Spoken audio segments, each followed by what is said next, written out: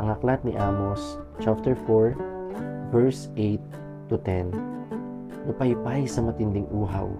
Ang mga tao mula sa 2 o 3 lungsod ay naganap ng tubig sa karatig lungsod, ngunit di rin napatid ang kanilang uhaw. Gayunman, hindi kayo nanumbalik sa akin, sabi ni Yahweh.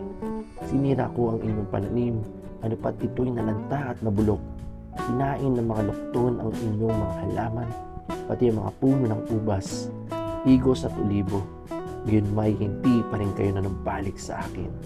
Pinadalhan ko kayo ng salot tulad ng aking ginawa sa Ehipto. Namatay sa digmaan ng inyong kabinataan at naagaw ang inyong mga kabayo. Bumaho ang inyong mga kampo, halos di kayo makahinga, subalit hindi pa rin kayo nanumbalik sa akin. Ang salita ng Diyos. Amen.